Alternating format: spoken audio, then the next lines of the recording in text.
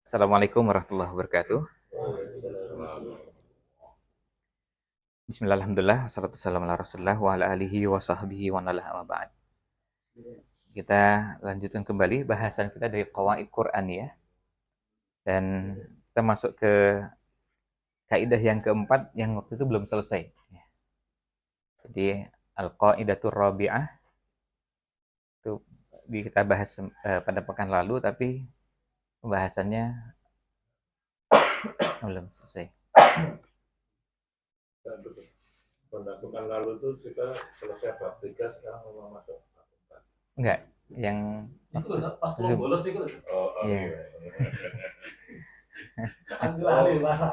Yang waktu Zoom. Ya.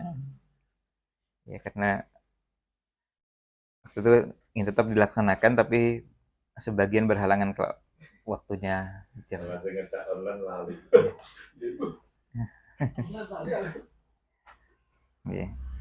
Ya, kita lihat di halaman 29 dulu ya. Jadi ini sedikit mengulang apa yang sudah kita bahas sebelumnya. Terus nanti kita masuk ke ayat 29 30 itu sudah, bahkan sudah masuk sebagian ke halaman 31. Tapi belum selesai ya. Dimulai dari halaman 29, Al-Qaidatur Rabi'ah, kaidah yang keempat. Kaidahnya berbunyi balil insanu ala nafsihi basirah walau alqa ma'adhirah. Manusia itu lebih tahu tentang dirinya, lebih mengerti, lebih paham tentang dirinya walau alqa ma'adhirah. Ya, meskipun ya, walau itu jadi bahasa Indonesia, walau. Ya, walaupun ya alqa ma'adhirah, meskipun dia melontarkan, menyampaikan sekian banyak uzur atau alasan-alasan. Nah, kaidah ini merupakan salah satu kaidah yang berhubungan dengan interaksi manusia dengan jiwanya, dengan dirinya. Merupakan salah satu sarana untuk mengobati penyakit-penyakit jiwa. Dan di waktu yang sama, kaidah ini merupakan tangga dalam menapaki jenjang-jenjang, tahapan-tahapan tazkiyatun nafs. Allah SWT berfirman dalam Al-Quran di surat Asy-Syams dan bersumpah sampai 11 kali. Kita mulai dari wasyamsi lalu wadduhaha sampai dengan ayat yang ke-8, kemudian baru dijelaskan isinya adalah qad aflaha man zakkaha. Artinya berarti sebegitu pentingnya tazkiyatun nafs sampai sumpahnya sebanyak 11 kali. Paragraf berikutnya, wa ma'nul qaidah, jadi makna kaidahnya secara ringkas bahwa manusia itu meskipun berusaha, berupaya menyajikan sekian banyak argumen untuk ucapan dan perbuatannya, tapi dia tahu persis dalam dirinya bahwa itu benar atau salah. Orang mungkin percaya, tapi dia tahu persis itu sebetulnya nggak benar. Dan meskipun dia menyebutkan sekian banyak uzur, tapi dia ya'rifu tamaman, dia tahu persis apa yang dia ucapkan dan yang dia perbuat. Meskipun dia berusaha untuk menutupi di depan orang-orang, menyampaikan berbagai uzur, tidak ada seorang pun yang lebih tahu, lebih paham, lebih mengenal tentang dirinya selain dirinya sendiri. Nah, itu makna kaidahnya. Dan perhatikan pada ungkapan basirah, walau alqa, balil insanu ala nafsihi basirah. Yang dipilih adalah penggunaan lafadz basirah karena dalam lafadz basirah itu terkandung makna dua, wuduh dan hujjah. Jadi jelas, dan di situ ada hujjah, ada argumen yang menjadi bukti. Nah, itu makna kaidahnya. Selanjutnya, kita lihat di halaman 30, bentuk terapan kaidah ini. Ya, Bentuk terapannya, ya terapan kaidah Qur'aniyah ini banyak. Di antaranya adalah yang pertama, pada saat berinteraksi dengan nas Al-Quran, nas hadis, berinteraksi dengan nusus syariah. Ya, pada saat berinteraksi dengan hal-hal seperti ini, maka kita dapati ada sebagian orang yang berinteraksi dengan nas yang wadih dan muhkam, sudah jelas. Kemudian maknanya juga ulama tidak berbeda pendapat tentang wajibnya atau tentang haramnya. Tapi masalahnya adalah hatinya nggak sepenuhnya mantap dengan hukum tersebut. Nah, sebagian mendapati dalam dirinya ada rasa berat. Ada rasa berat berinteraksi dengan nas yang sudah jelas. Tapi dia nggak menemukan celah bahwa hukumnya berubah menjadi mubah gitu. Akhirnya apa yang dilakukan? Nah, dilakukan dengan berbagai cara untuk menolak nas seperti ini karena memang dianggap tidak sejalan dengan hawa nafsunya. Jadi ini adalah contoh terapan yang pertama. Bal insanu ala nafsihi basirah walau alqa ma'adzirah. Jadi pada saat berinteraksi dengan nas Al-Qur'an atau nas hadis, maka bisa jadi sebenarnya sudah jelas nasnya tapi hatinya belum sepenuhnya mantap atau belum sepenuhnya merasa sreg dengan nas tersebut dan hukumnya. Nah, kata Imam Ibnu Qayyim, itu bisa jadi dalam dirinya ada hazazatin fin nafs. Jadi ada kerentak ya. Untuk sepenuhnya menerima nas itu. Enggak sepenuhnya menerima hukum tersebut. Makanya yang namanya seperti ini ya. Ya. Yang nas seperti ini ketika orang berangkat dari kaidah balil insanu ala nafsihi basirah walau alqa ma'adzirah, bisa jadi yang bersangkutan sebetulnya tahu persis bahwa hukumnya itu sudah jelas, cuma tidak sepenuhnya bisa menerima. Makanya kaidah ini tadi di awal disampaikan, inilah kaidah yang berhubungan dengan diri, dengan jiwa. Jadi kalau terapan kaidah ini hubungan dengan masing-masing kita. Inilah salah satu bagian menjadi kelemahan sebagian kita. Kita ini kurang muhasabah. Mikirnya orang terus. Dan kalau ngambil contoh orang terus. Nggak pernah menyebutkan dirinya. Makanya bersyukurlah orang-orang yang Allah butakan. Allah butakan matanya melihat aib orang lain. Tapi dia jeli melihat aib dirinya sendiri. Ya, bersyukurlah orang yang Allah butakan. Jadi akhirnya dia nggak sibuk ngurusi aib orang lain dan sibuk memperbaiki aib dirinya sendiri. Nah, itu kalau sudah terbentuk dalam waktu yang sangat lama, ini juga perlu mengatasinya dalam waktu yang lama. Jadi jangan dibayangkan bahwa kita ini bisa mengatasi ini dalam setahun 2 tahun. Sekarang kalau kita targetkan 5 tahun ini kita fokus untuk menyelesaikan ini, itu belum tentu lulus. Karena apa? Karena ini kan mengakar kuat. Lagi kita terbentuk sejak TK, sejak SD. Kebiasaan melihat keburukan orang lain, terus membicarakan keburukan itu, mencari kebenaran. Sampai bayangkan, ngerasani aja kita carikan pembenarannya. Ya. Cari pembenarannya, kan kita maksudnya membicarakan tentang ini untuk kemaslahatan dakwah umat. Ngomong kosong. Kita tahu diri kita sendiri. Tadi kan kita bicara tentang balil insanu ala nafsihi basirah. Ini betul-betul bicara tentang dakwah atau sebetulnya ada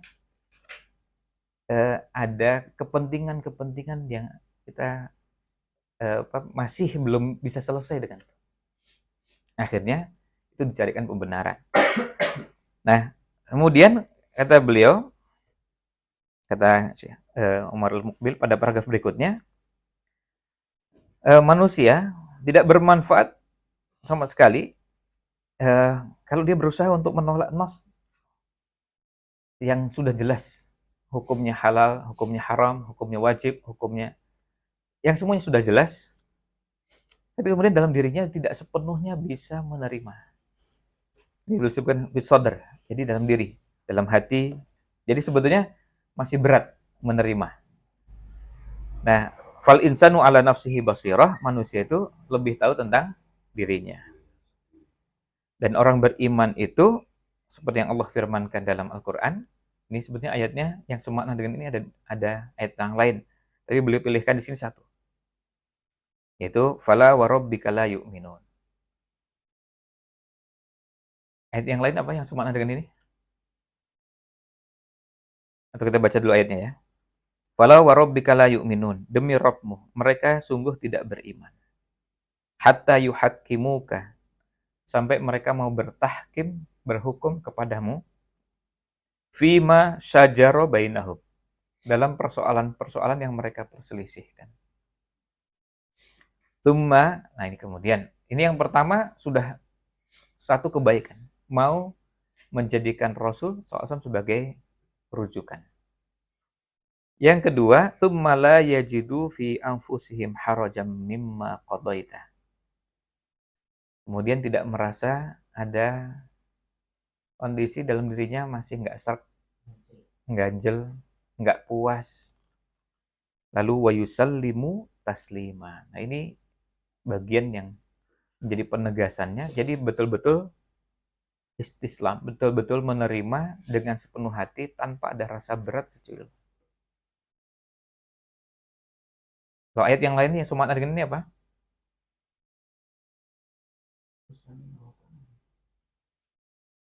Kalau samin awat nanya pada bagian pertamanya, tapi bagian yang lainnya maka nali mu'minin wala mu'minatin idza qadallahu wa rasuluhu amran ayyakuna lahumul khiyaratu amrihim. Jadi jadi sudah kalau itu sudah sampai pada tingkat itu nggak ada itu pilihan. Nggak ada pilihan untuk tidak mengambil Nabi putusan yang disampaikan oleh Nabi SAW. Jadi nggak ada pilihan lain. Jadi sudah sampai pada tingkat di kepala itu nggak mungkin ada pilihan kedua gitu ya. Apalagi pilihan ketiga. Pilihannya cuma satu. Pilihannya adalah apa yang diputuskan oleh Allah dan Rasulnya. Ya, kalau sudah begitu, kesiapan menerimanya bisa total. Karena apa? Memang nggak ada pilihan. Ya sama seperti kalau sekarang kita di hadapan kita ini sekarang minum. Nggak ada pilihan, pilihannya cuma ini. Terus mau minum apa? Ya kalau minum ya ini. Memang pilihannya, menunya ya cuma ini. Nggak ada pilihan. Pilihannya ya nggak minum. Gitu. Kalau mau minum ya pilihannya cuma satu. Menunya ya pilihannya cuma satu. Nah, ketika berhukum juga demikian. Kemudian ungkapan ini juga lanjutannya perkataan Imam Ibnul Jauzi dalam kitabnya Shaidul Khatir. Intinya beliau menyebutkan atau menceritakan tentang suasana jiwa seseorang pada saat berinteraksi dengan nas syariat. Karena bisa jadi gini, bisa jadi pada saat ketemu dengan nas syariat yang sudah jelas hukumnya halal, tapi masih ada rasa berat. Yang jelas hukumnya wajib, tapi masih belum bisa sepenuhnya menerima bahwa itu hukumnya wajib. Belum bisa menerima sepenuhnya bahwa itu hukumnya haram. Ya pilihannya kalau bisa hukumnya bukan itu. Nah, artinya beliau menceritakan itu untuk menggambarkan bahwa kadang-kadang yang terasa berat adalah suasana hati, dan pada saat berinteraksi dengan hukum tersebut itu belum seperti yang disebutkan dalam ayat ini, wa yusallimu taslim. Ya sebetulnya nggak boleh sih, tapi nah karena ada tapinya yang sebetulnya dari dalam diri, akhirnya dicarikan alasan-alasan. Nah, yang luar biasa ini adalah beliau cerita yang kalau kita renungkan, ini kalau mau jujur, umumnya kita juga mengalami itu. Bahkan bisa jadi lebih banyak daripada yang beliau alami. Cuma bedanya, beliau secara sungguh-sungguh mengatasinya, Kita yang belum sungguh-sungguh. Ya, kita yang belum sungguh-sungguh. Coba bayangkan, ketika misalnya gini, kan ketemu nas tentang hukum ghibah, bahwa ghibah itu haram. Itu gimana kok seperti Imam Bukhari itu sampai bisa berada pada kondisi maghtabtu ahadan mundu an alim tu anil ghibah haram. Saya tidak pernah menggibah seorang pun sejak saya tahu ghibah itu haram. Itu kesadaran yang kuat. Sampai bisa betul-betul menahan lisannya tidak membicarakan aib orang lain. Itu kan kesadaran yang luar biasa dari muhasabah yang panjangnya luar biasa. Dan mentarbiyah, mentazkiyah. Sampai betul-betul bisa menjaga. Nah, kita ini karena busuknya hati kita ini, rusaknya hati kita ini, karena kadang-kadang kalaupun ada seperti itu masih cari lagi. Kan tadi kan ada ribah yang dibolehkan. Ada 6 keadaan yang disebutkan oleh Imam Nawawi yang iya, tapi selesaikan dulu yang pertama sebelum masuk ke bahasan yang kedua. Tanamkan dalam diri bahwa ribah itu haram.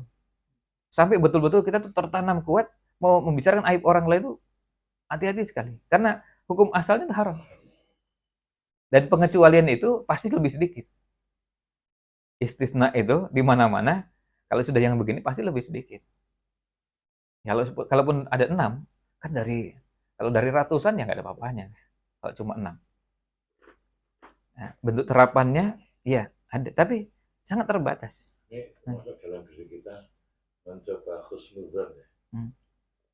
Seperti kalau maaf ya, seperti kita sering jamaah lalu lihat orang terus lalu kita tanamkan dan kita dia takbiahnya di rumah gitu. Ya. Atau ikhtiar gitu ya. Yeah. Tapi kita tidak mengatakan mungkin tidak pernah takbiah tapi dia takbiahnya di rumah. Mengikuti sunnah Rasul gitu. Iya. Menjaga kebersihan hati. Nah, seperti itu kan juga latihannya panjang. Dan sampai betul-betul tertanam. Dan gimana caranya? Yang muncul itu ketika melihat yang seperti itu, ungkapan-ungkapan yang berangkat dari husnudzon. Husnudzon yang kuat. Jadi tidak ada kalimat, tidak ada bahkan isyarat yang mengarah pada makna bahwa kita sebenarnya masih tetap menyisakan keraguan. Kalau yang negatif dia melakukan sesuatu yang saya lakukan lebih besar dosanya daripada dia masuk itu bisa. Atau bisa juga kalaupun tidak jenisnya yang sama, mungkin dia berbeda. Ya, kalaupun dia punya kekurangan, saya punya kekurangan yang mungkin lebih banyak. Ya akhirnya itu tadi. Jadi dibutakan melihat aib orang lain. Dan lalu sibuk melihat aib dirinya sendiri. Kan ini nggak sempat. Karena jujur aja kalau kita kata ini sibuk ngurusi diri sendiri, itu waktunya nggak cukup. Ya, waktunya nggak cukup. Sekarang misalnya satu aja. Silakan cari satu bahasan akhlak. Apa kita ini sudah kita miliki? Apa akhlak yang sudah kita miliki? Jujur. Sabar, bersyukur, atau apa ya? Yang sudah kita miliki. Atau misalnya apa? Empati misalnya. Satu aja. Ambil satu dan apakah itu sudah jadi akhlak yang dimanapun kita berada itu sudah terbentuk dengan sangat kuat. Sampai kalau sudah kuat itu biasanya kemampuan meyakinkan pada orang lain meskipun tidak dalam kalimat, tidak dalam ungkapan-ungkapan yang sangat bagus, tapi bisa mempengaruhi orang lain. Karena apa? Kekuatan bukan cuma penghayatan, tapi pengamalan. Karena kita memang sudah menjalani itu. Nah, itu ungkapan yang diceritakan oleh Imam Ibnu Jauzi. Ini yang sudah kita bahas pada pertemuan yang lalu. Sekarang kita masuk ke halaman 31, nomor 2. Wa min majalati taf'ili hadhil qa'idah fi majalit ta'amuli ma'an nafs. Di antara terapan ya atau bahasa yang taf'il kan optimalisasi kaidah ini yaitu pada ruang lingkup pada bidang yang berhubungan dengan interaksi dengan jiwa. Anna minan nasi man syughifa iyadzan billahi bitatabbu'i akhta'in nasi wa uyubihim. Ada di antara umat manusia itu ada yang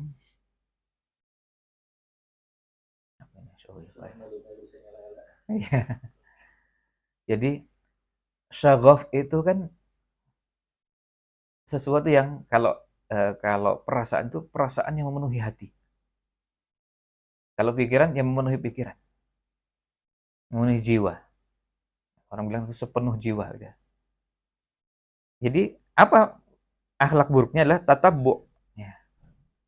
Tatabbu itu kan artinya betul-betul teliti, ya, mencari-cari kesalahan dan aib orang lain. Jadi sangat jeli sekali melihatnya. Jadi ketika orang berdiri itu lihat ini, oh ini kaos kakinya kemana. Jadi cermat sekali dia. Iya. Nah orang begitu itu orang yang sudah syuhif tadi. Karena memang karena sudah saking terlatihnya itu sampai kalau lihat kesalahan orang itu cepat sekali. Jadi lihat orang itu mesti dari sisi negatifnya. Iya, negatifnya. Nah, ada ini orang baik bisa digolek gitu. Iya. Sampai orang elek. Nah, ini ada orang yang memang tabiatnya seperti itu. Ma'a ghaflatin an uyubi nafsihi, tapi dia lalai dengan aib dirinya sendiri. Yang kalau sekarang ditanya, antum punya daftar aib antum apa saja? Bisa sebutkan? Dia kadang-kadang nggak bisa nyebutkan itu dengan terampil dan dengan lengkap daftar aib itu. Makanya karena tadi sebagian kita tuh sebetulnya kalau mau jujur kita tuh sudah punya penyakit itu. Ya, lembaga pendidikan di mana dulu kita belajar juga kadang ngajari itu kan. Bukan lembaganya artinya ustadz akhlaknya ngajari itu bukan. Tapi kadang-kadang perilakunya, gurunya, musyrifnya, temennya, semuanya, semua bagian itu dibayangkan itu di lembaga pendidikan. Bayangkan kalau yang bukan lembaga pendidikan kan bisa lebih parah lagi. Nah, terus itu mengakar kuat, lalu carikan pembenarannya, akhirnya apa? Akhirnya itu tertanam dalam waktu yang sangat lama. Kita sudah puluhan tahun dengan kebiasaan. Nah, kita jadi akhirnya punya PR yang panjang ini untuk menghilangkan kebiasaan ini. Kama qala Qatadah rahimahullahu fi tafsirihi li hadhil ayah. Ini seperti yang diungkapkan oleh Imam Qatadah bin Di'amah As-Sadusi. Beliau mengatakan balil insanu ala nafsihi basirah. Itu artinya idza syi'ta, jika Anda mau, wallahi demi Allah, ra'aitahu basiran bi uyubin nasi wa dzunubihim. Dia sangat basiran. Artinya dia sangat matanya tuh melek dan cermat sekali melihat aib dan dosanya orang lain. Tapi ghafilan an dzunubihi. Tapi dia lalai dengan dosa-dosanya. Wa hadza bila raiba min alamatil khidlan. La raiba. Ya. Nah, bila seperti la syakkah. Ya. Tidak diragukan lagi, ini termasuk tanda-tanda kehinaan. Ini tanda-tanda orang yang hina. Karena apa? Karena dia jeli dan cermat melihat aib orang lain, tapi tidak jeli dan cermat melihat aib dirinya sendiri. Ini artinya orang yang hina. Nah, sampai kemudian kita mau mengatakan bahwa saya ini hina. Ini saya hina karena apa? Karena perilaku ini, akhlak ini.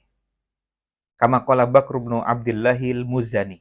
Seperti yang dikatakan oleh Imam Bakar bin Abdullah al-Muzani, "Idza ra'aitumur rajula muwakkalan bi uyubin nasi nasiyan li aibihi fa'lamu annahu qad mukira bihi." Jika engkau melihat ada orang yang disibukkan mencari aib-aib orang lain, habis waktunya untuk mencari aib orang lain, tapi dia lupa dengan aib dirinya sendiri, maka ketahuilah bahwa orang ini adalah orang yang sudah dia tertipu dengan dirinya. Ada makar yang ditujukan pada dirinya, dia nggak ngerti, dia nggak tahu. Ada tipu daya yang ditujukan pada dirinya, ada serangan yang ditujukan pada dirinya, dia nggak sadar. Dia terancam, terus lalu nggak merasa terancam, itu kan bahaya. Nah, ini kaidah yang kedua, terapan yang kedua. Wa yaqulu Syafi'i. Imam Abu Abdullah Asy-Syafi'i rahimahullah taala Ya, imam 4 mazhab itu kan ngapalnya kalau kunyahnya gampang gitu. Ya, 3 imam itu kunyahnya semuanya Abu Abdillah. Ya, yang cuma satu aja yang bukan Abu Abdillah itu Abu Hanifah. Itu cara menghafal yang paling gampang itu. Ya.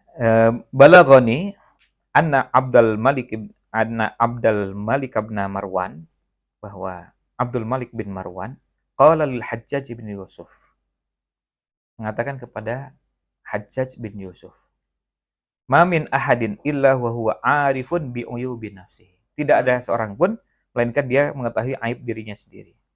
Fa'ib nafsaka wala tukhabbi minha syai'a. Maka celalah dirimu. Artinya kita sibuk mencela dirimu, celah diri kita sendiri, dan jangan sembunyikan. Ya. Jangan sembunyikan celah apapun dari diri kita yang itu memang ada dalam diri kita dan kita ketahui. Walihada yaqulu ahadus salaf anfa'us sidqi an tuqirra lillahi bi uyubi nafsika. Nah, ini tadi anak ketika menyebutkan jujur. Kita sudah jujur belum? Jujur itu maknanya apa? Jujur itu terapannya banyak, bentuknya banyak. Ini coba lihat. Salah satu jujur yang paling bermanfaat adalah Anda melakukan ikrar. Anda meyakini, mengikrarkan dalam diri Anda karena Allah Subhanahu wa taala. Ikrar tentang apa? Tentang aib-aib yang ada dalam diri. Ya, aib-aib yang ada dalam diri kita. Pada diri sendiri. Karena Allah SWT. Bahwa saya ini punya aib ini, punya aib ini. Ya, kalau itu dalam kaitannya dengan doa bisa.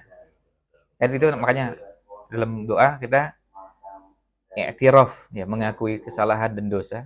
Nah, sebelum itu ya tadi ikrar. Bahwa kita menyadari kita itu punya dosa. Kan kalau kita nggak pernah mendata dan nggak pernah merekam gitu. Kalau di, nah ini mungkin kalau di kesehatan ada rekam medis, ya kita juga perlu melakukan rekam medis itu. Diri sendiri. Tidak disampaikan pada orang lain. Ya. Nah, tetapi orang itu hanya bisa melakukan itu kalau dia sudah pernah mendata itu. Kalau nggak pernah, seperti sekarang misalnya, kita nggak pernah melakukan rekam medis penyakit kita apa, kan nggak ketahuan. Tapi kalau kita sudah pernah mendata itu, lalu kemudian daftar kelemahan dan kekurangan kita itu begitu banyak, akhirnya kita menyadari ternyata daftar kekurangan kita ini bisa sampai 89. Kan hebat kalau orang yang sampai bisa begitu, terus kemudian akhirnya dia lihat, mau ngomong orang lain tuh, ya saya juga sama. Ketika mau bilang, nggak disiplin, saya juga nggak disiplin. Bicara kebersihan, saya juga nggak bersih. Mau bilang, saya juga. Karena apa? Karena sudah punya daftar itu. Itu yang apa? Baru bisa kemudian nanti pada saat kita berdoa, lalu kemudian i'tiraf bidzam, mengakui kesalahan, dosa. Pada saat mengakui sebelum berdoa misalnya, kita mengakui bahwa kita ini punya dosa ini, dosa itu bisa dilakukan karena apa? Karena tadi kita sudah punya daftar aib-aib yang kita miliki, itu sudah kita ketahui. Bukan untuk disampaikan pada orang lain, ditujukan pada Allah SWT. Tapi proses meyakininya itu. Kalau ada orang lain yang menyampaikan, lalu mengasihkan. Ya, betul. Terima kasih itu makanya. Bukan pada kita, dia gini ya. Ya, terima kasih itu. Enggak kira kita ada orang ngomong pada kita. Ya. Si X itu gini ya. Apa sikap kita? Tegur, ingat. Kalau kita mau dengar, wah kita lebih banyak. Akhirnya ada berarti gitu bisa. Kalau bisa nasihatin, tegur. Karena kan ghibah itu, kalau kata Imam Al-Ghazali, bisa dihentikan yang pertama adalah tegakkan amar ma'ruf nahi munkar. Dengan kata-kata mungkin kita lebih banyak jeleknya dari dia. Nah, itu lemah imannya. Artinya keberanian ingkar mungkarnya kan belum cukup kuat itu. Sekarang misalnya gini, Ais ngomong begitu. Terus kalau saya berani, saya langsung tegur, ya jangan gitu. Artinya dengan begitu mungkin kita lebih jelek dari dia gitu. Tegur itu. Ya. Tegurnya dulu itu yang karena itu ingkar mungkarnya dulu. Sebab apa? Sebab nanti kalau kita terlalu membiasakan untuk tidak tegas dalam hal seperti itu, terusan. Nanti di tempat lain ngomong lagi dia. Tapi kan ketika sekali begitu langsung ditegur. Kalau sekarang tuh ya apa? Kalau misalnya lakukan kesalahan dikaplok gitu langsung gitu kan, itu kan langsung mikir itu nanti berikutnya. Pulang jamaah ngomong gitu. katakan sama ini bilang dia yang terima gitu ya. Nah, itu bentuk-bentuk nasihatnya. Tapi keberanian ingkar mungkarnya ini, kalau kita menjangkau bisa melakukan itu pada orang-orang yang kita bisa nasihati. Langsung ya. Sebab apa? Kita ini kan nih, dan ini salah satu koreksinya beberapa masyayikh kita. Kalau pas berkunjung ke Indonesia, salah satu kelemahannya masyarakat Indonesia itu kan sungkan mau amar ma'ruf nahi munkar. Ini udah jelas-jelas salah gitu. Terus kemudian antum ya. Itu ingkar mungkarnya tuh akhirnya nggak kita tegakkan karena wah, nggak rakep enak. Sungkan, riko ya. Padahal itu harus ditegur. Dan itu bisa. Kalau yang nggak bisa kita tahu lah. Hanya kita maklumi. Pada bagian-bagian tertentu kita nggak bisa. Tapi pada bagian yang bisa, nggak kita lakukan. Kalau beda dengan masyarakat Arab ya. Ya tentu yang pernah belajar dan berinteraksi dengan masyarakat kan merasakan. Mereka nggak sungkan-sungkan menegur itu. La ya akhi. Langsung bilang la ya akhi. Itu kan langsung la. Itu artinya bilang enggak itu kan cetoh gitu artinya. Akhirnya kita ingat kan. Oh iya. Dulu pernah beliau negur. Indonesia pakai sarung ya. Lutut sarungnya diangkat kelihatan lututnya langsung ditegur gitu. Iya. Orang sarungnya sama. Sarung. Kan didulungi gini loh. Langsung ditarik haram. Yang Jogja apa iso. Iya, makanya itu tadi dia budaya amar ma'ruf nahi mungkarnya kalau itu hidup, syiar itu hidup, akhirnya apa? Kita jadi tahu beberapa hukum-hukum, tuntunan-tuntunan yang itu jadi hidup juga. Tapi karena kita sungkan mengingatkan gitu. Dan kemudian apa? Kepekaan terhadap kemungkaran juga menjadi bisa lama kelamaan tumpul. Kalau langsung kemudian begitu langsung diingatkan, jadi ya itu hidup. Jadi akhirnya kita tertanam kuat. Lalu sudah menjadi kebiasaan di masyarakat, jadi ya ada sungkan-sungkan lagi. Paling tidak kita mulai itu dari orang yang bisa kita jangkau, kita bisa lakukan. Sekarang misalnya, saya kalau negur Rais saya berani. Kalau negur bapaknya Rais, saya mikir dulu. Karena kita gitu, artinya paling tidak orang yang bisa kita jangkau, bisa kita tegur, kita tegur. Nah, tapi kalau sekarang, oh ini kalau bapaknya, saya harus mungkin lewat anaknya. Ya, lewat anaknya atau melipir dulu, kemudian jelaskan. Tapi mesti sampai. Tapi paling tidak yang kita harus hidupkan adalah semangat yang bisa kita jangkau dulu. Jangan sampai itu hilang. Kan kita bisa memaklumi ingkar mungkar pada bagian-bagian tertentu ada nggak bisa langsung. Tapi yang bisa langsung tetap dihidupkan. So kalau enggak, apalagi kalau misalnya sekarang yang musyrif di asrama, pamong, ini kan termasuk guru, ustadz. Itu kan kalau masih bisa kan dilakukan. Tapi kalau misalnya kadang-kadang dibiarkan, tentu beda dengan nanti kalau ini babnya kalau misalnya nanti kita menunda ingkar mungkar itu nanti babnya lain. Tapi kalau misalnya sekarang udah jelas salah, bisa ditegur, nasihati, ingatkan, kan bisa ingat. Dan kadang-kadang dengan cara yang bisa juga memberikan kesan, sekali lagi berangkatnya dari semangat untuk nasihat, memberikan kesan yang kuat bahwa kita ini ingin kebaikannya. Saya ingat dulu ketika si makan, posisi makan saya tuh begini. Posisi makan tuh saya begini. Ini kan ittika, makna ittika tuh. Jadi la akulu muttaqian tuh satu maknanya. Ini ittika. Bukan. Ini makan Nabi sambil bertumbuh begini. Itu Syekh Muhammad bin Salim Ad-Dosiri datang langsung menendang kaki saya. Wah itu sampai sekarang ingat terus sih. Mau ditendang itu. Yo. Tapi alhamdulillah saya berterima kasih loh hampir ditendang gitu. Saya kaget terus. Lah mau ditendang deh. Kaki sudah di depan muka itu. Masih mau nendang ini kaki ini, nendang tangan. Muhammad bin Salim Ad-Dosiri itu. Terus dia bilang, "Ana fa'altu hadza amdan," gitu. Saya melakukan ini sengaja supaya antum ingat. Dan sampai sekarang ingat. Itu alhamdulillah enggak lupa tuh. Tapi ini di beberapa riwayat itu ingkarul mungkar atau seperti Rasulullah yang mengingkari sesuatu itu kan kalau dari kacamata orang Jawa itu kesannya kasar sekali loh. Jadi buang, bakar kan ada bahasa-bahasa seperti itu kan. Suruh buang apa, itu suruh membakar sutra kan itu kan. Itu sekali lagi, ini kan kalau dalam konsep dakwah itu yang seperti itu rasanya itu termasuk sunnah yang bisa dilakukan atau itu sebenarnya hanya kebiasaannya orang Arab seperti itu?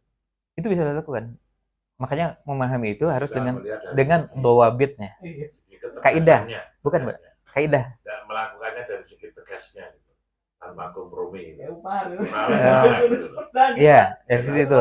Tapi memahami itunya, memahami terapan-terapannya harus dalam bingkai kaidah-kaidah amar ma'ruf nahi munkar. Makanya belajar dawabitul amr bil ma'ruf wa nahi munkar itu penting. Dan kapan kita bisa begitu? Tapi kita juga dapati Nabi SAW juga kadang negurnya dengan halus. Jadi kan harusnya, padahal beliau bisa melakukan lebih dari itu. Beliau pernah melakukannya dengan keras, dengan tegas, bahkan dengan bahasa-bahasa tadi. Nah, itu kalau di buku Kaifa Amalahum sallallahu alaihi wasallam, seni interaksi Rasulullah SAW, itu kan masuk dalam bagiannya. Ada orang yang tuh memang pantasnya dibegitukan. Itu menunjukkan bahwa beliau sebagai khalifah, beliau sebagai rasul, beliau sebagai aparat, sebagai penegak hukum, kan gitu. Ada posisinya di situ. Kalau aparat penegak hukum kan, ya memang tugasnya menegakkan hukum, gitu. Tapi ada yang dalam satu majelis itu betul majelis ilmu juga ya. Karena kebiasaan orang menem tangan kiri sebenarnya. Nah itu kalau kita mau ingkar mungkar juga. Ya, tegur lisan. Langsung bukan dikaplok gitu. Ya, kalau santri gitu. Ya di hadapannya. Nah itu yang amar ma'ruf nahi munkarnya hilang. Iya. Ya. Terakhir anak di Patar kalau habis orang-orang sholat itu biasanya kan salaman perempuan. Pas anak habis ngasih khotbah kan, imam juga di situ. Loh. Langsung pegang nih. Yang ibu sana jangan campur. Ya bisa gitu. Cuma untung aja nggak duduk di zaman tetua suku. Apa? Refleks waktu itu. Iya. Campur. Jadi, waduh, nanti terapannya itu nanti akan pas itu ketika kita melihat bahwa Nabi SAW melakukannya yang seperti itu di periode Madinah. Udah nih, bukan di periode Mekah. Kan kalau kita melihat itu kan, bayangkan periode Mekah itu berhala-berhala di depan Ka'bah itu nggak ada satupun. Bayangkan, nggak ada satupun yang terganggu. Itu 13 tahun. Nggak ada satupun. Sementara kalau yang tadi, itu kemungkarannya masih di bawahnya itu. Ada kemungkarannya masih di bawahnya berhala tadi deh. Tapi ketegasannya sampai Nabi sudah di Madinah masih ada ya. Sampai Fatul Makkah nanti. Turun ayat Inna Somal Marwan karena orang Tawaf dan Sa'i masih ada banyak berhala itu. Ya ketika Nabi di Mekah kan masih di Fatul Makkah dia. Iya. Jadi artinya itu nggak akan bisa dipahami dengan baik kalau kerangkanya nggak dipahami. Nah makanya itulah pentingnya ilmu. Nah kita ini kalau nggak belajar remuk gitu nih, hancur gitu. Artinya terapan kita salah gitu. Kenapa? Karena itu memang perlunya dawabit, perlunya kaidah. Dan memang ada yang harus begitu. Tapi tadi ada semangatnya perlu nasihati, mengingatkan. Ada yang cuma dengan lisan itu cukup. Ada yang dengan apa? Dengan ketegasan. Oh iya. Ada yang memang tegurannya itu memang tadi harus dengan tegas, dan itu bisa sama seperti misalnya seorang ayah kepada anak. Seorang ayah kepada anak bisa begitu. Nah, dengan leluasa, bahkan tegurannya bisa sampai maaf dengan tangan, bisa dengan bahasa yang keras, tegas. Nah, tapi nanti pada kondisi tertentu dengan anak pun kadang-kadang dengan kelembutan. Jadi itu untuk menunjukkan bahwa yang diperlukan adalah kita perlu kaidahnya, rambu-rambunya. Karena dalam prakteknya tidak semuanya keras dan tidak semuanya dengan setegas yang tadi dengan bahasa-bahasa ini suruh cabut ya. Bayangkan ada apa? Ketika bicara tentang tamaim gitu. Itu kan atau bicara tentang beberapa kemungkaran itu ada yang sederhana aja bahasanya, bahasa seperti ketika orang sholat mendahului imam, apa nggak takut Allah ubah wajahnya dengan wajah keledai itu Itu kan bahasanya keras. Tapi itu bahasanya masih dalam bahasa lisan untuk bikin taujih. Arahan bahwa supaya jangan sampai mendahului imam. Termasuk ketika personnya itu ternyata dipertimbangkan lagi. Iya, betul. Kalau mencermati beberapa hadis kepada beberapa sahabat istimewa itu belum agak keras ya kayak.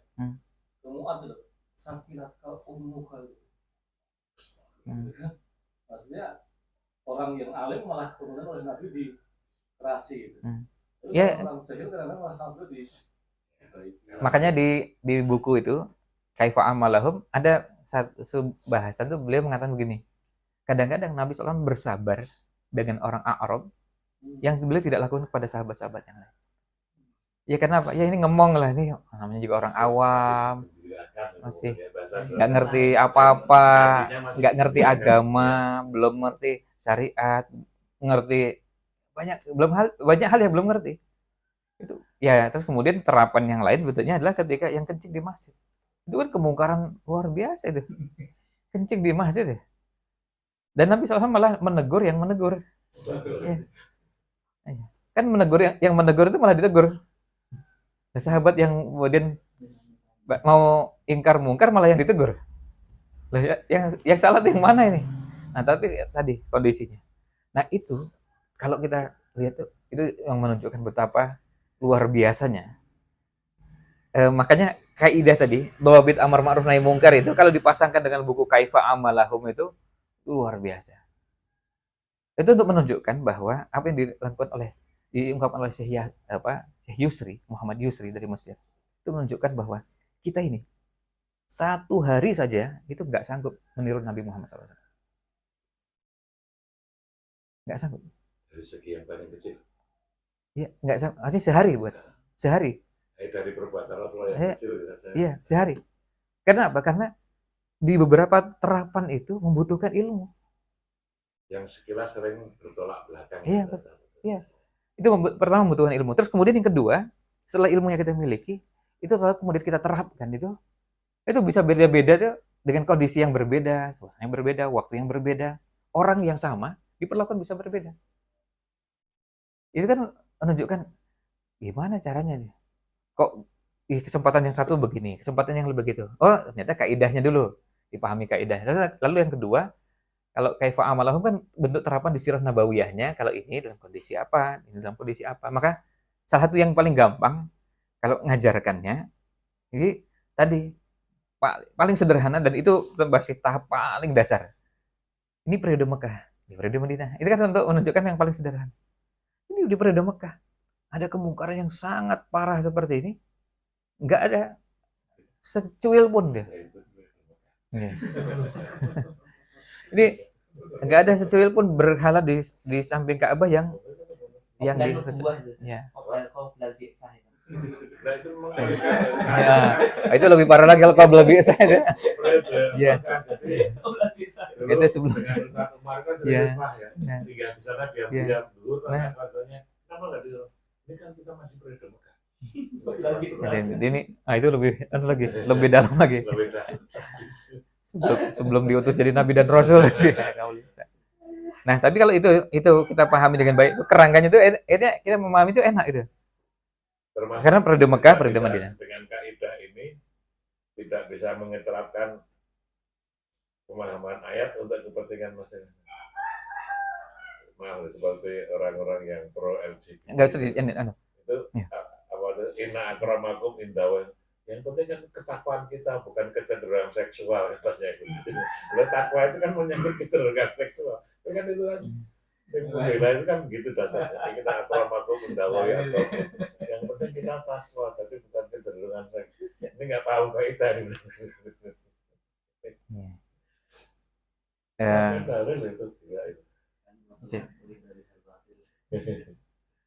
Sekarang kita sekarang kita coba fokus sekarang gini. Kaidah ini kita fokuskan terapannya itu pada diri. Seperti ini kalau kita nggak pernah fokus, kita nggak pernah menuntaskan masalah diri sendiri. Uyubin nas. Kan kita sering mengucapkan innal hamdalillah nahmaduhu wa nasta'inuhu wa nastaghfiruh wa na'udzu billahi min syururi anfusina wa min sayyiati a'malina. Kalau kita terus disibukkan dengan itu, yang barusan, kita nggak tuntas-tuntas. Ada waktu di mana itu harus sangat fokus menuntaskan. Sampai bayangkan ada istilah hadmun nafs. Itu kayak apa ya? Jiwa tuh sampai dimamah gitu, sampai remuk gitu. Untuk menunjukkan bahwa kita ini betul-betul busuk, betul-betul buruk, betul-betul jahat, ya. Sampai tadi kan syururi anfusina, sayyiati a'malina. Itu tertanam nggak dalam diri kita? Saya ini busuk, Pak. Saya ini buruk, ya. Itu apa? Kaidah ini terapannya di situ. Nah, nanti pada saat ini nanti akan ada kaidah gini, ada kaidah ini akan ada pasangannya. Pada saat kita menilai orang lain. Pada saat menilai orang lain ada pasangannya. Karena apa? Karena kalau nanti terlalu porsinya terlalu besar di sini, kemudian nanti kritik-kritik terhadap hal-hal tadi nggak dapatkan porsi. Itu harus dilakukan. Tapi sekarang coba kita menghayati, merenungkan itu aja. Kalimat singkat dalam khutbah yang kadang-kadang kita mungkin baca aja. Sururi anfusina sayyiati a'malina. Itu tertanam nggak dalam diri? Bahwa saya ini jahat, Pak. Saya ini jahat.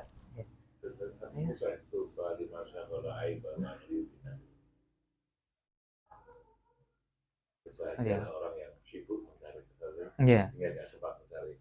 Ya, sekarang kita fokusnya ke anu dulu aja, bagaimana itu kita tanamkan. Ya. Sampai supaya kemudian kita sekarang kalau mau kalau mau terapan, saya pikir ini apa, coba gini ya, coba seminggu bisa nggak kita nahan gitu ya, dan kita fokus pada diri kita sendiri, supaya yang lain itu sementara diabaikan dulu. Karena apa? Kita ini kan mengembalikan ke posisi 0 dulu, berangkat dari kita ini orang syar, surur, sayyiati a'malin. Kita nyelesaikan itu dulu, baru nanti kemudian kembalikan ke 0. Setelah itu nanti kita kemudian bisa melangkah ke bagian-bagian yang lain. Sekarang kita harus yakini dulu bahwa kita ini berada di posisi minus. Dan minusnya mungkin 98. Parah sekali kita ini. Ya. Setelah saya coba pikirkan, di antara materi dasar yang tidak sampai ke masyarakat kita itu kan tentang mengenali karakter nafsu gitu. Kalau perantaranya lewat ayat itu kayak pintu masuk gitu. Tapi kalau nggak ada elaborasi yang memadai itu orang-orang tuh kayak nggak mengidentifikasi bahwa kecenderungan dasar nafsunya itu membinasakan dirinya ya. Betul, ya. Ternyata saya jadi kayak ya. Ini materi yang tidak tuntas di masyarakat kita. Dan sebelum ke masyarakat kita dulu. Lah yang kita yang ngajarin masyarakat kan, lah kita ustad-ustad yang ngajarin ini selesai nggak? Dan itu sebenarnya gini, itu nanti ada dua, ada pembawaan dan ada yang memang terbentuk dari proses itu. Makanya apa sih cara ngucapnya nature and nurture ya, nurture. Itu jadi ada yang memang pembawaan dan dari sejak lahir itu ya sudah begitu. Jadi atau jibiliyah. Tapi juga ada yang atau fitriyah dan ada yang muktasabah. Nah, nggak tuntasnya ada yang terbentuk dari pembawaannya sudah nggak terlalu baik, terus kemudian lingkungannya tambah nggak baik. Dan kita sekarang nggak usah mikir kemana-mana. Sekarang kita bicara ustadz, dai, mubalik. Sebelum kita bicara masyarakat, supaya nanti temanya kita tarik ke tadi yang ada di baris pertama di awal kaidah ini. Ini adalah tentang hubungan dengan diri kita sendiri. Nah, itu bisa jadi mungkin kita juga nggak punya waktu yang cukup untuk merenungkan bahwa kita ini punya sekian banyak dosa, kekurangan. Coba sekarang kalau mau kita jabarkan ke dalam diri kita, syururi anfusina, sayyiati a'malina. Coba dijabarkan. Luangkan waktu di salah satu hari dalam pekan ini menjabarkan syururi anfusina sayyiati a'malina. Ayat itu, doa itu kalau orang nggak pernah masuk bahasa tentang nafas itu jadi abstrak. Jadi membayangkan betapa peliknya karakter diri kita itu nggak kebayang bagi orang yang nggak pernah masuk bahasa itu. Ya, betul. Kalau orang awam yang belum pernah belajar tazkiyatun nafs tentang bagaimana ada nafsu dengan beberapa jenisnya, kemudian ada nafsu yang yang tadi fitriyah dan muktasabah, kemudian nanti ada seluk beluknya, termasuk nanti bentuk-bentuk terapan dan contoh-contohnya. Memang harus belajar dulu. Tapi kalau kita yang sudah pernah belajar itu, nah sekarang luangkan waktu untuk menyelesaikan itu. Kan sekarang gini misalnya, kalau yang pernah belajar tentang dosa-dosa yang muncul dari lisan, mau dipakai Ihya Ulumuddin atau Mukhtasar Minhajul Qasidin. Nah, terus kita data semua dosa-dosa yang muncul dari lisan itu ternyata ada semua di kita. Ditulis itu. Kalau perlu dituliskan bahwa ini kelemahan-kelemahan kita. Itu ada semua pada anak itu ada. Bohong. Kemudian fitnah, ngejek, mencaci maki, terus kemudian ghibah. Terus itu ada nggak? Ada. Nah, kalau ada, kemudian nanti setelah itu kita ketahui dan ternyata jumlahnya, oh ternyata sebelah-sebelahnya ada semua itu. Wah, itu kan itu baru cuma lisan. Terus mata, terus telinga, terus apa itu kalau menggunakan yang organ-organ yang memungkinkan melakukan itu. Terus akhirnya setelah itu kita berproses untuk menemukan bahwa kita sekarang punya PR ini ilmu fardu ain yang wajib dipelajari. Kan kalau di Ta'limul Muta'alim Zarnuji kan ini termasuk boleh memasukkan ini pendapat sebagian ulama ini termasuk ilmu fardu ain. Di bagian awal Ihya Ulumuddin dan Mukhtasar Minhajul Qasidin juga ini termasuk ilmu fardu ain. Kalau kitab-kitab begitu, maksudnya kita memikirkan juga tentang Tuhan itu. Ternyata itu kan sebenarnya kan Imam Ghazali itu kan menata itu kan belakangan. Ternyata tuh sebelum itu tuh sudah populer dengan bahasan uyubun nafas. Itu yang kemudian gara-gara masuk ke kitab itu, bahasan lama ini sebagai bahasan tersendiri yang memang dipelajari itu jadi hilang seolah-olah harus mengakses yang kitab besar itu. Mengenalkan bab khusus tentang uyubun nafas ini masih untuk praktis gitu ya. Dan masyarakat itu menjadi kayak besar gitu ya. Karena kalau mengakses Ihya kan kebesaran, jadi uyubun nafas itu kan bab khusus itu, kitab khusus yang berguna untuk menyekrining diri. Kalau di Ihya berat, tapi kalau Mukhtasar Minhajul Qasidin kan ringan. Tapi kalau sebenarnya itu kan bahasa ada kitab sendiri. Sebelum jadi kitab itu ternyata sudah ada ulama mengarang kitab khusus tentang itu. Jadi menurut saya kayaknya perlu kita berkepentingan untuk mengonsumsi itu untuk kita sendiri maupun untuk masyarakat itu tentang kitab khusus atau bahasa khusus tentang uyubun sebagai bahasa sendiri. Itu tergantung ya, karena kan kalau kecenderungan memilih kitab itu kan sangat ijtihadi ya. Kayak misalnya kalau anak lebih suka dengan Zamul Hawa, Ibnu Abi Dunya. Terus kemudian ada iya. Terus atau misalnya pakai sampai ngambil buku yang kemudian ada tema-temanya muhlikat. Bukan munjiat. Tapi muhlikat ya. Muhlikat itu apa? Terus nanti itu lebih enak memetakan sebenarnya yang perlu diselesaikan itu apa saja di diri kita. Kan itu muhlikat itu semua yang membinasakan kita. Sampai kemudian saking kuatnya, saya ingat dulu waktu saya lulus Madinah itu 98. Kan ada teman alumni Mu'alim juga.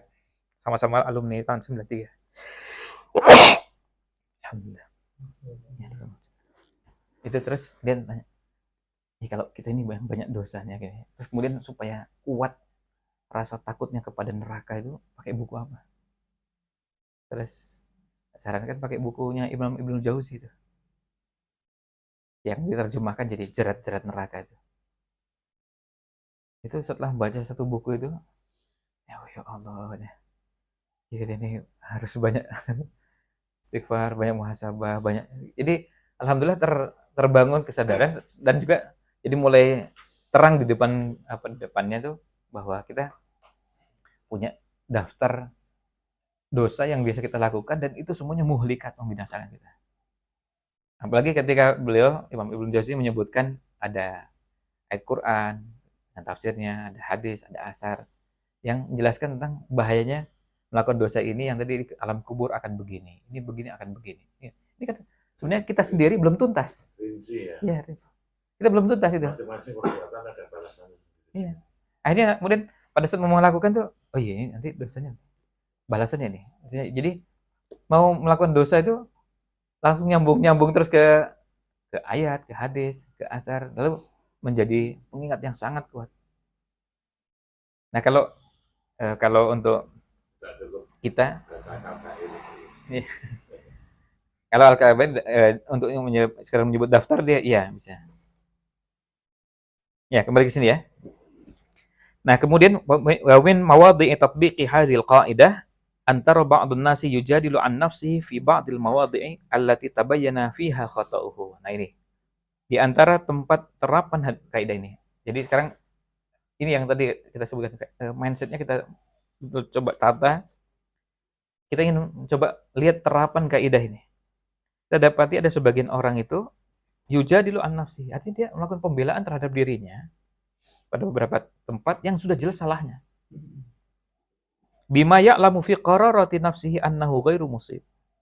Dia tahu dalam relung-relung hati terdalamnya dia mengatakan bahwa dia salah. Dia tahu. Hati kecilnya sadar. Ya. Kama yaqulu Ibnu Taimiyah rahimahullah taala fi ta'liqihi ala hadhil ayah. Sebagaimana yang diungkapkan oleh Imam Ibnu Taimiyah dalam ta'liqnya tentang kaidah tentang ayat ini. Balil insanu ala nafsihi basirah walau alqa ma'adzirah fa innahu ya'tadiru an nafsihi bi'adarin wa yujadilu anha. Jadi dia menyajikan sekian banyak uzur, alasan-alasan wa huwa yubsiruha bi khilafi dzalik. Dan dia tahu persis bahwa sebetulnya kenyataan itu tidak seperti itu. Jadi ini kan saking tadi surur, saking buruknya itu sampai ghibah aja bisa dikemas dengan kemasan yang sangat luar biasa. Lalu kemudian berusaha untuk gimana caranya memberikan kesan yang baik kepada orang lain. Supaya orang berhusnudzon pada dirinya, padahal dia tahu sebetulnya dia nggak sebaik yang disangkakan oleh orang lain. Nah itu kan menunjukkan bahwa dia sebenarnya tahu fi qarar nafsi. Nah kemudian itu tadi kalau bentuk terapannya. Sekarang kita lihat apa yang ditunjukkan oleh kaidah ini. Wa min dalalati hadhil qa'idati syarifati, di antara petunjuk kaidah ini. Nah, ini petunjuknya apa? Lihat yang paragraf pertamanya. Ayyas al-mar'u ila taftisi an uyubi. Seorang berupaya untuk tadi bahasanya screening ya. Tentang aib-aib dirinya. Didata satu persatu, di list. Makanya bersyukurlah orang yang sampai bisa mengecek ternyata ada 87 gitu. Misalnya. Itu hebat itu. Itu luar biasa sampai bisa sudah berhasil mengecek sampai sebanyak itu. Wa ayyas afit takhallusi minha qadra taqah. Nah, baru tahap berikutnya, tahap keduanya berupaya membebaskan diri dari berbagai aib tersebut sesuai dengan kemampuannya. Ya. Takhallus, membebaskan diri, melepaskan dari keburukan tadi, aib-aib tadi sesuai dengan kemampuannya. Fa inna hadza nau'un min jihadin nafsil mahmud. Ini salah satu bentuk jihad melawan hawa nafsu. Jihadnya melawan diri kita sendiri, dan ini jihad yang terpuji. Karena apa? Karena ini jelas aib yang ada pada dirinya. Wa alla yarkana ila ma fihi min uyubin au akhta'in, dan tidak merasa tenang, tidak merasa nyaman dengan aib dan kesalahan-kesalahan yang ada pada dirinya. Bihujjati annahu nasha'a ala hadzal khuluqi au dzaka. Dengan hujjah, lihatin, masih beralasan lagi. Dengan alasan bahwa kita ini atau saya ini tumbuh dengan akhlak tersebut. Ya kita ini, saya memang begini, ya. Nah, lalu cari alasan itu. Ya memang. Nah itu, ini cari alasan pembenaran untuk keburukannya. Kan ini harus diselesaikan. Diselesaikan. Ini aib dirinya. Nah, eh, wa ma tasurruhu min akhlak, dan akhlak-akhlak yang menggembirakan dirinya. Jadi artinya apa? Jadi dia eh, oh maaf, yang di atas dulu ya. Maaf, salah. Bihujjati annahu nasya'a ala hadzal khuluq, dia merasa tumbuh dengan akhlak tersebut. Dia merasa pembawaan saya memang seperti itu, kawan bayi. Ditambah lagi lingkungan saya juga seperti itu. Terus kita mengatakan, masyarakat juga memang begitu. Nah, kita harus jujur. Nah, itu yang bagian juga harus tadi masuk dalam taftish. Kita harus jujur, akhlak yang buruk di masyarakat itu jangan dilihat masyarakatnya. Ini sekarang kita lagi nyelesain babnya diri kita sendiri. Bisa jadi kita ini kita itu tadi nggak punya keberanian tadi mengingatkan tuh, wah pakai wuh. Ini kan salah, harus kita akui. Dan itu catat lagi, itu bagian dari kesalahan. Kelemahan kita itu ya. Nah, kan nanti kalau enggak, kita nanti cari-cari pembenaran. Pembenaran bahwa sebenarnya ya kan kita ini kan harus melihat maslahat. Nah, ini mulai cari hujah lagi. Kearifan Ya. lokal. Nah, jadi akhirnya nggak selesai-selesai kita menyelesaikan bahwa itu aib pada diri kita. Kita sekarang babnya bukan sedang menyelesaikan masyarakat. Kita sedang menyelesaikan tadi diri kita sendiri.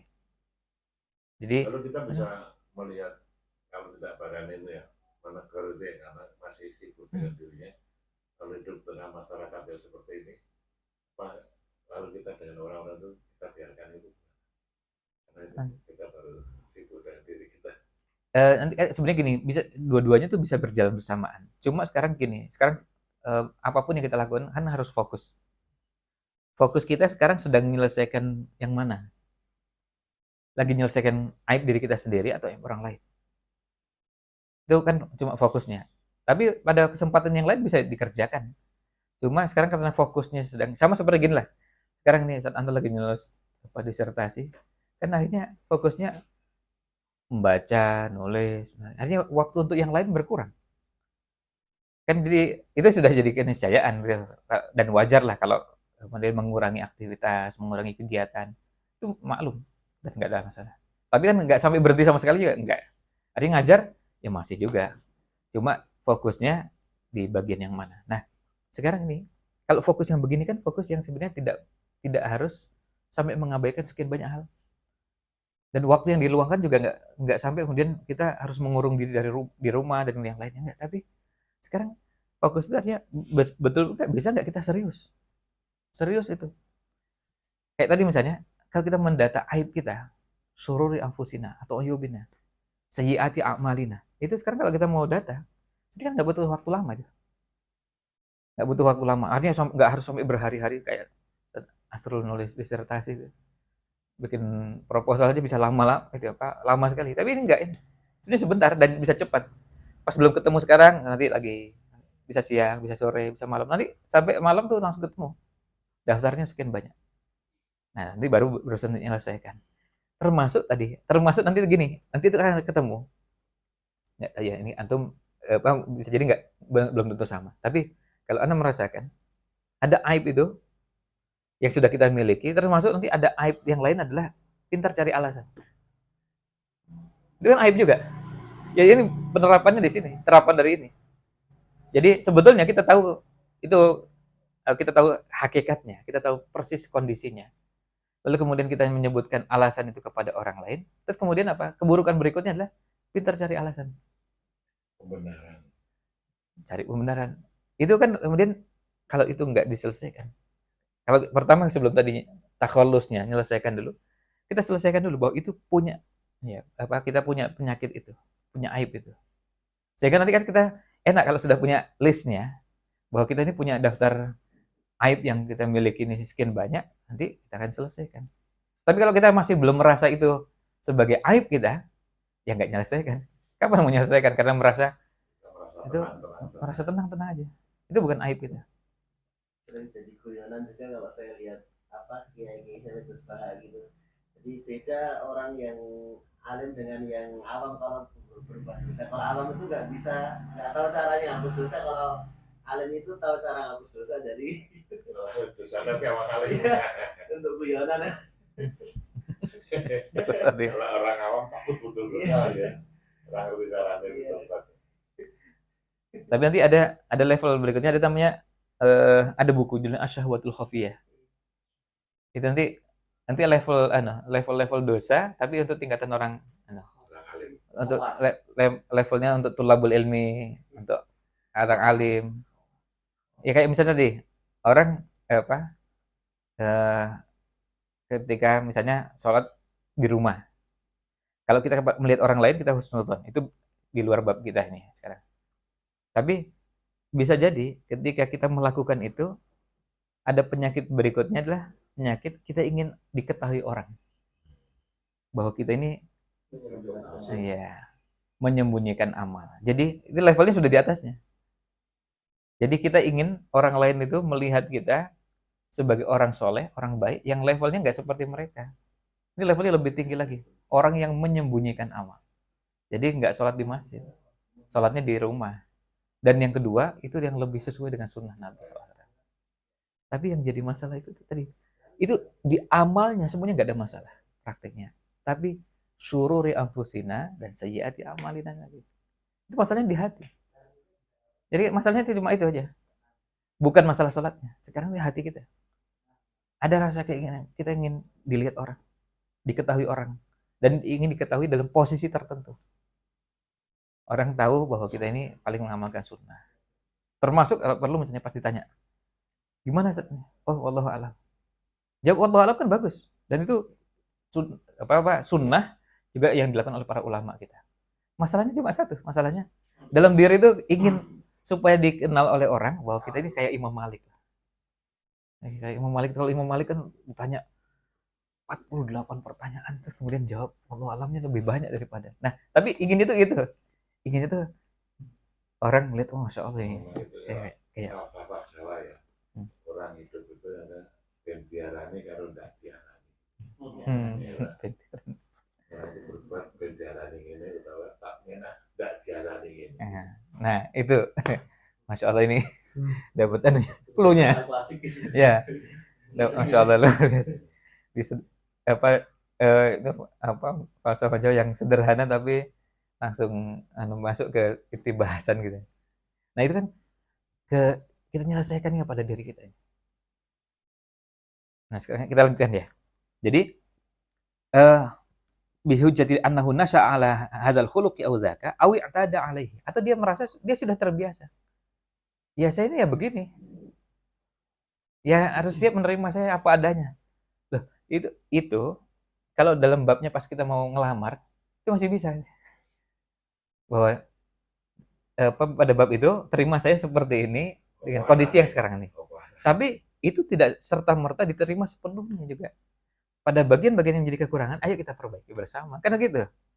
Kan nggak bisa, ya nanti harus terima Anda ya begini. Sampai kapanpun, ya nggak bisa. Sampai kapanpun. Ya perbaiki. Kalau ada kekurangan, ayo kita perbaiki bareng-bareng. Kan nggak bisa itu. Ya nggak bisa. Lalu kita ngotot orang lain harus menerima saya seperti ini, apapun, kapanpun, dimanapun, ya enggak. Artinya saya punya keburukan di masa lalu, saya masih punya kebiasaan seperti ini, tapi insya Allah kita ayo bareng-bareng kita perbaiki. Nah kalau dalam diri kita ya kita perbaiki. Nah ini kata beliau, i'tada alaihi, artinya dia sudah terbiasa itu. Fa innahu la ahada minan nasi a'lamu minka bi nafsika wa uyubiha wa akhta'iha wa dunubiha wa ma tasurruhu min akhlaq. Karena tidak ada seorang pun yang lebih tahu tentang dirimu selain dirimu sendiri. Baik itu tentang aibnya, keburukannya, dosa-dosanya, maupun akhlak baiknya. Yang paling tahu kan kita. Paling tahu itu misalnya gini. Paling tahu itu sebetulnya, misalnya gini, orang menilai kita ini Masya Allah orang yang sopan, ramah. Tapi dalam hati kita sebenarnya nggak tahu. Aslinya saya seperti apa itu mereka nggak tahu. Nah, itu kan itu yang maksudnya yang dimaksud di sini. Karena ada orang misalnya melihat kita ini, Masya Allah ya, saya lihat tuh orangnya santun, ramah. Nah, itu yang terlihat. Tapi ternyata ketika kita masuk ke dalam diri kita tahu bahwa sebetulnya aslinya kita tuh bukan seperti itu. Cuma kadang-kadang kepaksa aja kita melakukan itu tuh karena kondisi tertentu. Kita mau berbuat ini karena nggak enak. Saya pamong, saya guru, saya musyrif, saya ustadz. Tapi betul nggak itu jadi akhlak? Kan gitu. Kan itu bukan karena SOP ya. Hmm. Ya. Ada. Lah iya karena SOP-nya kan kalau anu ya ketemu, ramah, senyum, 5S atau 4S, berapa S ya. Iya. Itu kan SOP, tapi kita tahu sebenarnya akhlak saya itu sebenarnya nggak begitu. Kalau sekedar SOP itu sampai rumah kesel mau rasanya. Oh, Sebenarnya kan sandiwara drama kan. betul, tenang. Wah itu betul. Padahal berhari-hari. Iya, asli. Sandiwara operating procedure. Padahal mengoperasikan sandiwara. gue Rendra yang jagoan drama itu buat main drama aja cuma 3 hari gitu. Hmm. Pokok kita terus menerus. Iya, Mari. Kesel banget. Kesel. Ini guyon yang mendalam itu. Seru. Iya. Nah, itu yang dimaksud dengan taftis tadi. Jadi yang baik maupun yang buruk. Artinya gini, jadi akhirnya kenapa muncul kalau sudah sampai di sini nanti akan kita lihat para ulama salaf dulu tenang, nggak pusing dengan komentar orang lain. Mau dibilang jelek, mau dibilang apa, saya tahu tentang diri saya sendiri. Ini jadi ingat. Bahasan tawaful itu yang banyak di mana, Seth? Menemukan bahasan tawaful. Kalau buku khusus saya belum tahu, tapi kalau di beberapa Itu bagi orang sekarang penting, Seth. Iya. Bodo amat. Iya. Jadi buku loh, Seth. Usah tahu terang banget ya. Iya. Seni itu Iya. bodo amat. gitu ya. Itu diterjemahkan juga. Itu orang barat, Seth. Iya. Ini adalah orang barat. Diterjemahkan dan bestseller 1.000-an itu. Untuk menunjukkan bahwa orang sekarang itu di-drive oleh omongan orang. Enggak dikira. Nggak diarani. Kalau yang dulu itu loh, penerang hati juga pernah ada. Oh, iya. Sekarang kita kalau menghadapi sesuatu, bayangkan yang terpanjang ada pikirannya apa. Ya kita siapkan itu. Hidup untuk mencapai hidup tenang. Nah, kalau yang ini kan kita tahu Itu maksudnya itu balaya khafu laumatan lain. ya di bagian itu. Nah, itu bisa kita lakukan setelah kita tahu tafsir tadi tentang sebenarnya aslinya kita itu seperti apa. Dan kita lalu setelah itu nggak peduli orang mau bilang kita baik, orang mau bilang kita buruk. Saya tahu aslinya saya itu yang bukan yang itu. Saya sekarang bilang, oh masya Allah. Ya kalau kayak Ustadz nggak mungkin lah. Ya kalau kayak kita ini kan ya apa misalnya orang gini, maksudnya orang melihat sebagian Ustadz itu kan dikiranya rajin sholat malam. Kan bisa begitu. Nah, tapi kan kita tahu tentang diri kita sendiri. Kita ini rajin sholat malam apa enggak kan kita yang tahu. Sehingga kita nggak peduli dengan pujian dan celaan itu. Mau dibilang rajin sholat malam kita tahu. Sebenarnya aslinya kita juga jarang. Ya sholat malamnya juga nggak baik amat. Kadang-kadang nggak setiap hari. Ada yang bangun pas azan, ada yang bangun pas 2 menit sebelum azan, bahkan ada yang komat. Karena omanya jajar masjid. Imamnya. Jadi artinya kita tahu tentang itu kan. Mau kita dibilang apapun kita tahu. Yang tahu kita sendiri. Nah ini paragraf itu maksudnya itu. Yang baik maupun yang buruk. Dibilang baik kita tahu sebenarnya kita nggak sebaik yang diceritain orang, dan dibilang buruk kita juga tahu tentang diri kita. Memang betul buruk seperti itu, atau lebih buruk dari mereka bayangkan, atau lebih baik. Bahkan gini, sampai kemudian kan ada beberapa ulama itu sampai mengatakan kalau orang mengatakan begitu, dia nggak peduli karena dia tahu orang nggak tahu tentang kondisi dirinya, bahkan sebenarnya saya bisa jadi lebih buruk daripada itu. Pernah ada Ustadz itu ketika dibilang katanya dikomentari sama yang lain, oh ini jahil katanya. Wah, kalau saya dibilang jahil saya tersinggung. Saya itu jahul, jahal, wajihalan, wabijhalan, mubalaghah semua isim. Itu ngawur kalau bilang jahil itu nggak bener itu. Saya itu jahalan, wajihalan, wamijhalan. Jadi lebih jahil daripada.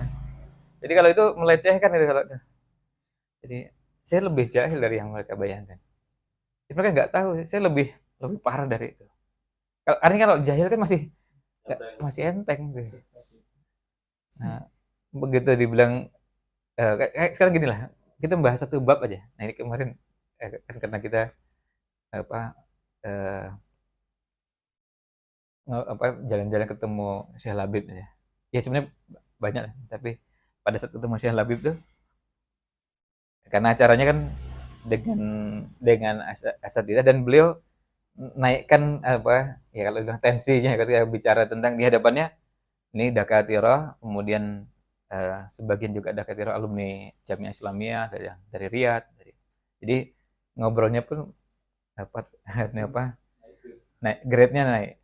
Sebelum bilang katanya, ya kita sendiri tahu lah.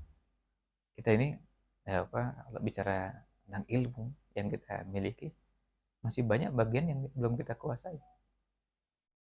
Ya sekarang kadang kita juga nasihati orang untuk belajar bertahap dan urut. Tapi kita sendiri nggak terlalu menguasai tahapan dan urutan dengan sangat mendalam dan baik. Baik itu yang di usul maupun di furu'. Sekarang gini, misalnya gini. Kalau ada orang tanya, kalau mau belajar fikih baiknya dari kitab apa, terus kemudian kitab apa, lalu kitab apa, dan kitab apa. Itu saja. Urutan itu kan nanti kita tahu, oh iya, ternyata kalau yang saya gunakan itu menggunakan jalur lewat A misalnya. Terus kemudian tapi kita dapati ada yang menggunakan jalur yang B.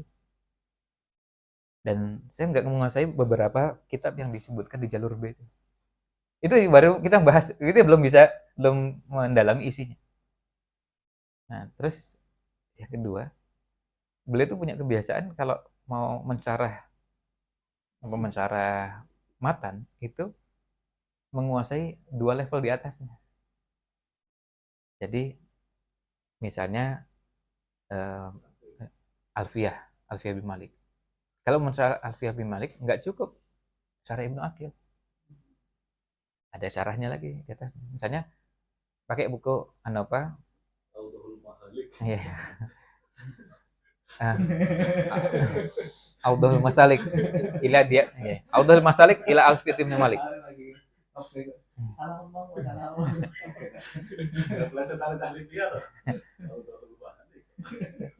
Audhul Masalik syarah Alfiyah bin Malik, tapi itu masih enteng. Tapi kita akan merasakan nikmatnya luar biasa dan seumur hidup saya juga baru ngeh itu ketika beliau sampaikan itu, ternyata ladzahnya itu di situ, kenikmatannya di situ. Saya baru menikmati belajar Alfiyah itu ketika pakai syarahnya Dia Usalik. Dia Usalik itu syarah Audhul Masalik. Audhul Masalik syarah Alfiyah bin Malik. Ya, baru terasa oh di situ. Jadi kerasa nikmatnya itu. Ternyata bahasan nahwu itu luasnya luar biasa. Kemudian penjelasannya juga dalamnya luar biasa. Akhirnya kita jadi menyadari oh ternyata sampai sedalam ini. Nah itu yang akhirnya membuat kita baru ngeh gitu. Jadi kadang-kadang ngehnya tuh baru setelah sekian lama terus nyambung dengan mendengarkan omongan beberapa orang. Nah itu untuk menunjukkan bagaimana pentingnya kita belajar hal-hal seperti itu. Nah, kenapa?